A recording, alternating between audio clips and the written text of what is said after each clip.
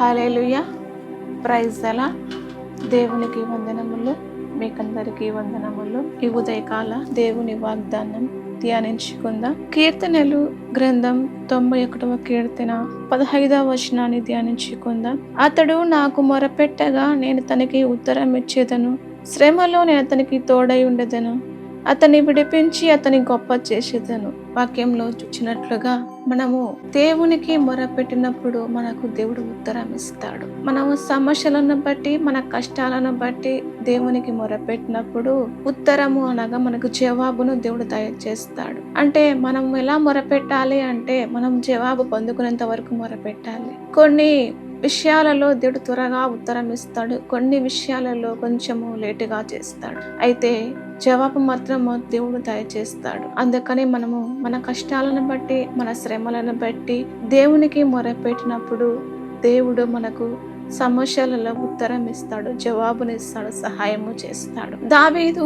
యూదా పట్టణానికి పోదునా మానుదెనా అని విచారించినప్పుడు దేవుడు పొమ్మని, హెబ్రోనుకు పొమ్మని మాట్లాడు. మనం మొరపెట్టినప్పుడు, విచారించినప్పుడు మనకు దేవుడు కూడా మనతో మాట్లాడి మనకు జవాబునిచ్చి సహాయము చేస్తాడు. అలాగే మనం మొరపెట్టినప్పుడు మనకు శ్రమలలో మనకు తోడయిండి విడిపిస్తాడు. యోసేపును చూడగలము.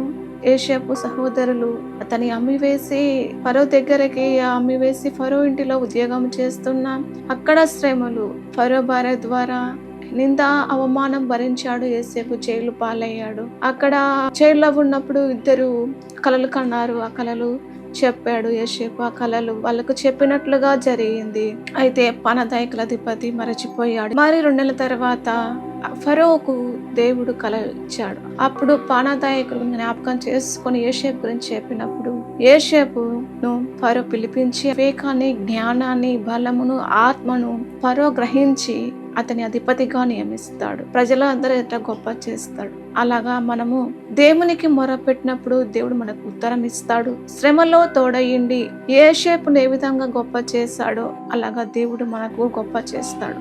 దేవుడు ఈ వాగ్దానం నెరవేర్చును కాక.